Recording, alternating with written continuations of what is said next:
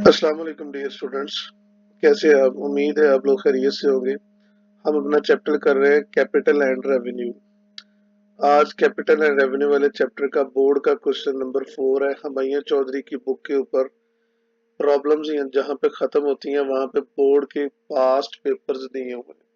तो आज जो क्वेश्चन हम करने लगे हैं वो है बोर्ड का क्वेश्चन नंबर 4, यानी पास्ट पेपर्स के जो क्वेश्चन दिए हुए हैं उनमें से बोर्ड का क्वेश्चन नंबर 4 हम करने लगे हैं।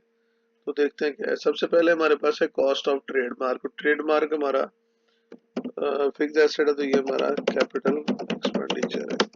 रीजन हम लिखेंगे बिकॉज, अब थोड़ी सी टेक्निकल कर देते हैं। Cost of trademark is of non recurring nature and provides benefits for more than 1 year। उसके बाद नंबर 2 है wages paid for construction of new building. नई बिल्डिंग बनाने पे उजरत अदा की है, तो नई बिल्डिंग बनाने पे जो भी उजरत अदा होगी उसके अगेंस्ट फायदे हमें लंबे अरसे तक मिलने हैं। उजरत अदा करेंगे, बिल्डिंग बनेगी, वो हमें लंबे अरसे तक फायदा देगी। तो ये हमारा कैपिटल एक्सपेंडिचर भी है और कैपिटल पेमेंट भी है, क्योंकि पेड का लफ्ज लिखा है।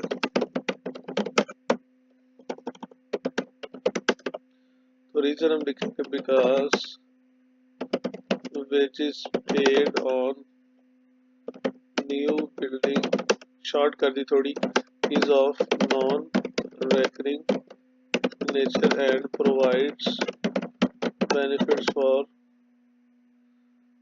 more than 1 year।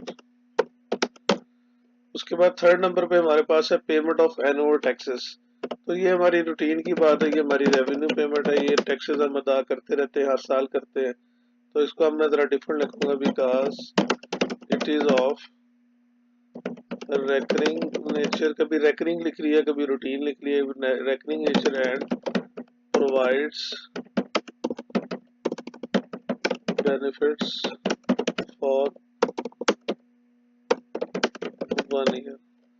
उसका फोर्थ नंबर पे हम चलते हैं। तो कॉस्ट ऑफ पेटेंट राइट्स।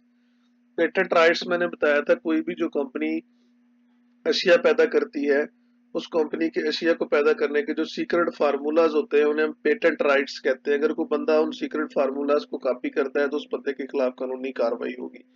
तो ये पेटेंट राइट्स रजिस्टर करवाने पड़ते हैं। तो उन्होंने कॉस्ट ऑफ पेटेंट राइट्स भी हमारा फिक्स एसेट है, इस पे एक ही दफा लागत आएगी और ये लंबे अरसे तक के लिए हमें फायदा देगा। तो ये हमारा कैपिटल एक्सपेंडिचर है। तो लिखूंगा because it is of non recurring nature and provides benefits for more than 1 year।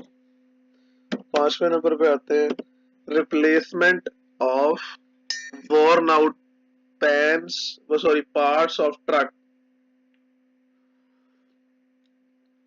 Truck के जले हुए पुर्जे तब्दील करवाए, रिप्लेसमेंट तब्दील करवाए ऑफ worn आउट पार्ट्स, जले हुए पार्ट्स ऑफ ट्रक। ट्रक के जले हुए पुर्जे हमने रिप्लेस करवाए। तो इस रिप्लेसमेंट से ट्रक की एफिशिएंसी में कोई खास इजाफा नहीं हो रहा।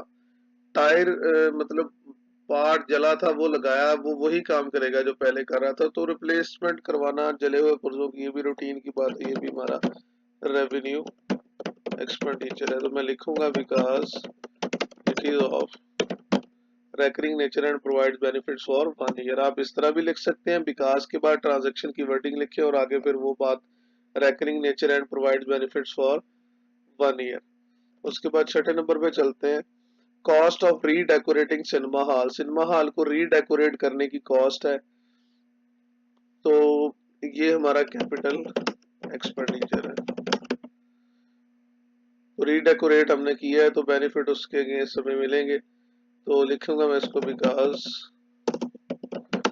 Cost of redecorating of cinema hall is of non recurring nature, यानी ये रूटीन नेचर का नहीं है, and provide benefits for more than 1 year। तो ये देखें, कभी मैं इट इज ऑफ लिख रहा हूँ और कभी मैं विकास के बाद ट्रांजैक्शन भी लिख रहा हूँ साथ। तो दोनों तरीकों से रीजन आप लिख सकते हैं। सातवीं की तरफ बढ़ते हैं। सातवीं की तरफ हमारे पास है amount spent on uniform of employees. Employees की यूनिफॉर्म जो है उसके ऊपर अमाउंट खर्च की है, तो ये भी रूटीन नेचर की इवेंट है। तो ये हमारा अमाउंट हमने स्पेंड की, खर्च किए, तो रेवेन्यू पेमेंट है। रेवेन्यू एक्सपेंडिचर भी है, रेवेन्यू पेमेंट भी है। तो इसको मैं लिखूंगा because amount spent on uniform of employees is of recurring nature and provides benefits for 1 year। उसके बाद मैं चलता हूँ 8वें की तरफ। Attorney fee paid on an income tax appeal. Attorney fee होता है वकील की फीस, पेड अदा की है on an income tax appeal. Income tax की अपील कोई हमने की हुई थी, उसके ऊपर वकील को फीस अदा की है। तो इनकम टैक्स के मामलात हमारे रूटीन नेचर के मामलात होते हैं, तो इसके ऊपर आने वाले खर्चे भी हमारे रूटीन नेचर के खर्चे, और रूटीन नेचर के खर्चे को हम कहते हैं रेवेन्यू एक्सपेंडिचर। चूंकि ये पे कर दिया तो ये रेवेन्यू एक्सपेंडिचर भी है और रेवेन्यू पेमेंट भी है। और लिखेंगे बिकॉज, अब मैं फिर शॉर्ट कर दूं, it is of recurring nature and provide benefits for 1 year. उसके बाद 9th है salaries paid to office staff. Office staff को सैलरीज हमने अदा की है, तो ऑफिस स्टाफ को सैलरीज देना हमारा रूटीन नेचर का इवेंट है, तो ये हमारा रेवेन्यू एक्सपेंडिचर भी है और रेवेन्यू पेमेंट भी है। मैं लिखूंगा because salaries paid to office staff is of recurring nature and provides benefits for 1 year। ठीक हो गया जी। 10वें की तरफ बढ़ते हैं। देखिए किसी भी आप देख रहे हैं चौथा बोर्ड का क्वेश्चन आपने देखा है, 10 एंट्रियां आती हैं और एक एंट्री के 2 नंबर होते हैं। लीगल एक्सपेंसेस इनके to obtain bank loan. Bank से कर्जे के हसूल में कानूनी अखराजात आए हैं।